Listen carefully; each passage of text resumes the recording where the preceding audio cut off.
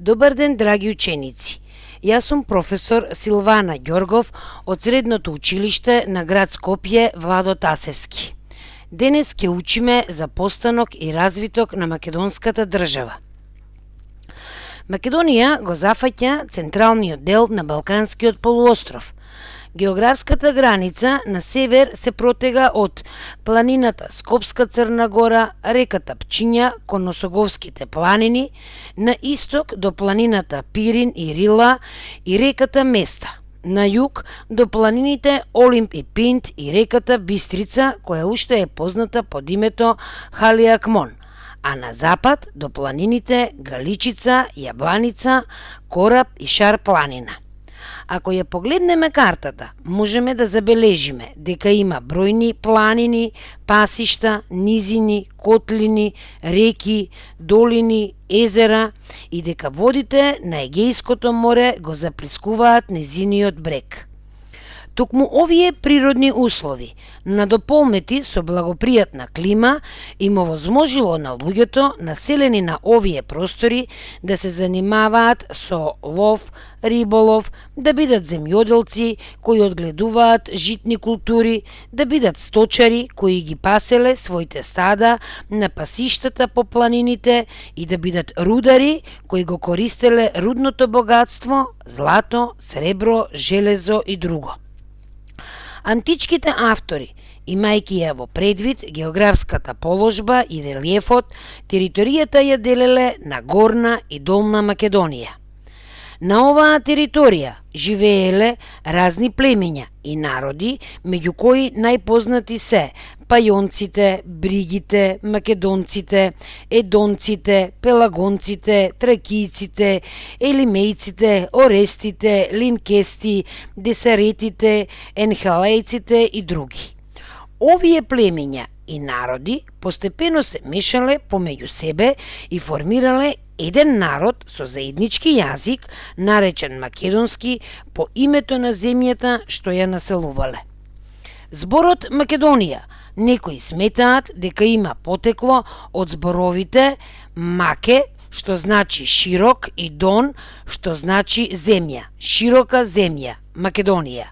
Други сметаат дека името потекнува од митскиот крал Македон.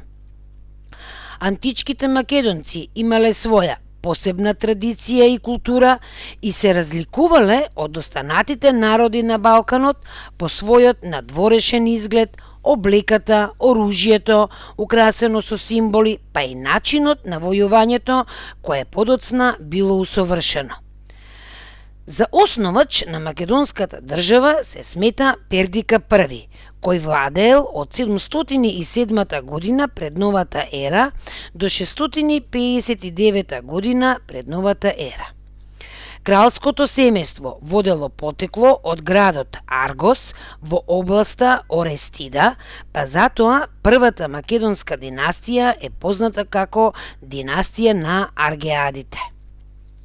Во политичкото уредување на античка Македонија долго време се зачувале остатоците од воената демократија.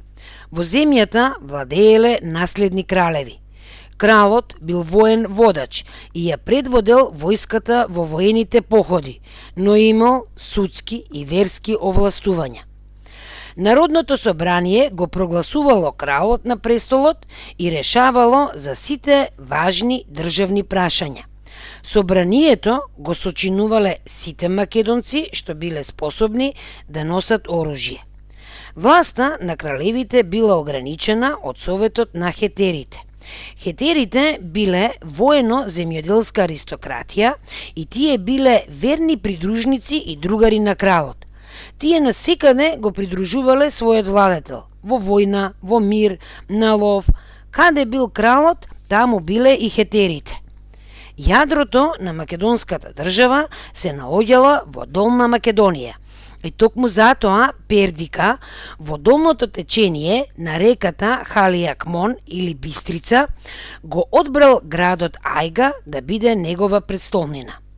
За време на своето долго владење, тој успеал да ја зајакне македонската држава, проширувајќи ја незината територија кон соседните области. Неговите наследници и покрај тоа што се соочувале со препреки, успеале уште повеќе да ја зацврстат и прошират државата. Кон крајот на 6 век пред новата ера, за време на владеењето на кралот Аминта I од исток, на Балканот почнале да навлегуваат персијците. Кралот Аминта I морал за известно време да ја признае власта на Персија и бил даночен вазал на Дариј I. По битката кај Платеја во 479 година пред новата ера, Македонија се ослободила од персиската власт.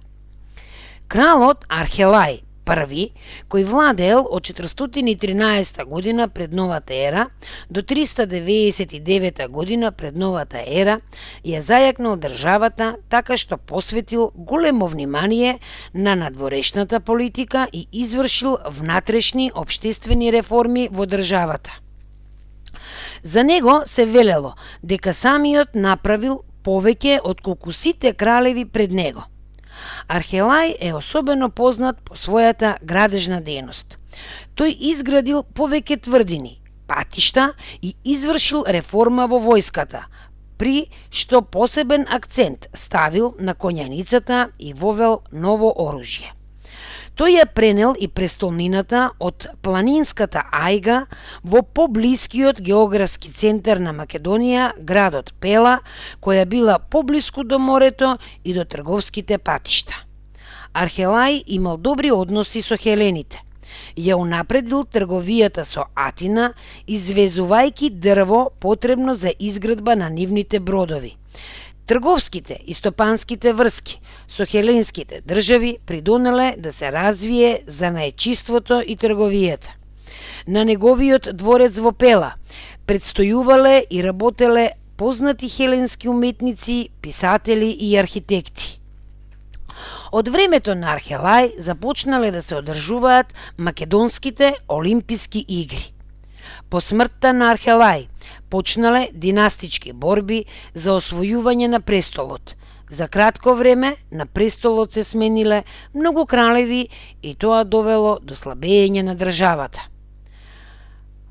Во периодот на несигурност на македонскиот престол, со доаѓањето на власт на Филип II Македонски во 359 година пред новата ера, започнал периодот на големиот подем на македонската држава.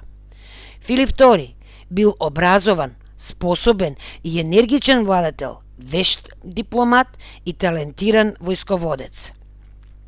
За да ја зајакне државата, тој спровел повеќе реформи и успеал да ја претвори Македонија во моќна политичка, воена и економска сила на Балканот.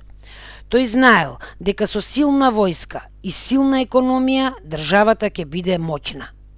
Од реформите на Филип најзначајни се воената реформа и финансиската реформа.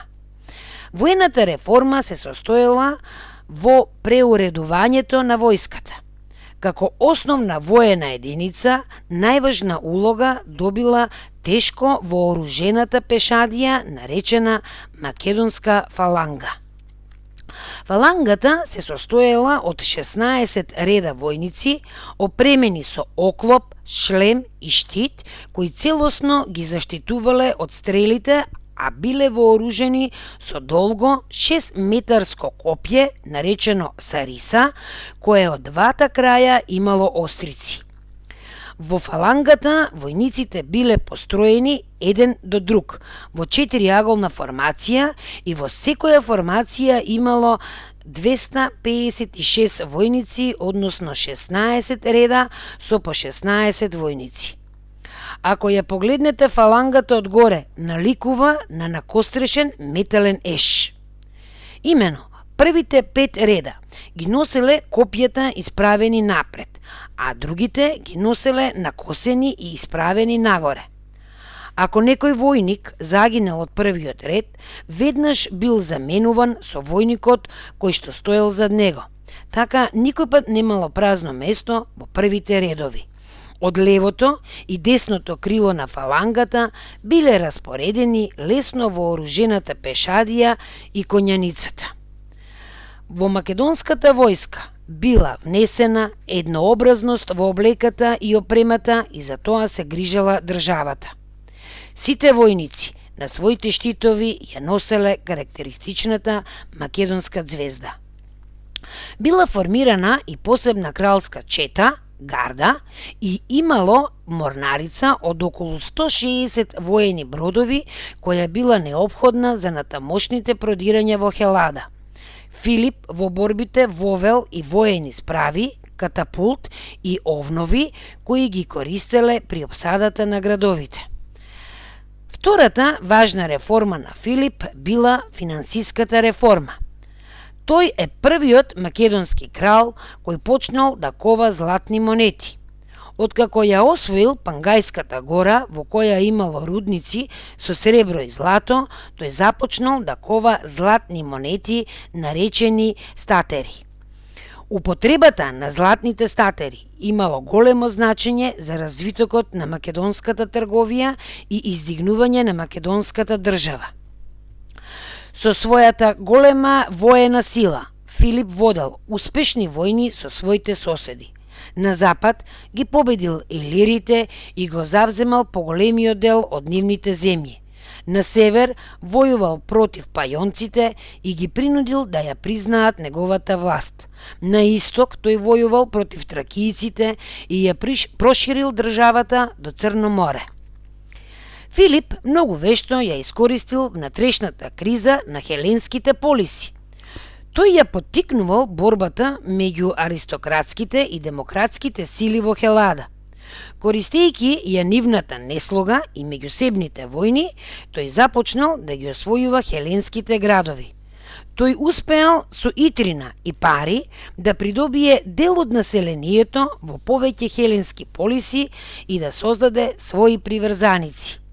Јакнењето на македонската држава ја загрозувало хегемонијата на Атина во Хелада.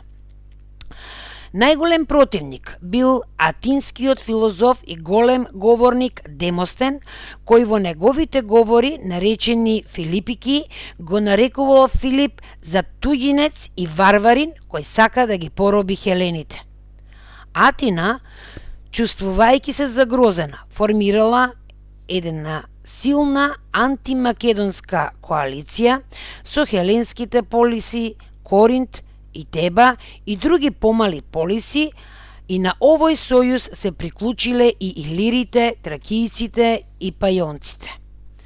До решавачка битка дошло на рамнината Херонеја во 338 година пред новата ера. Хелените биле свесни дека од исходот на битката ќе зависи не само победата во битката, туку и судбината на хеленските полиси.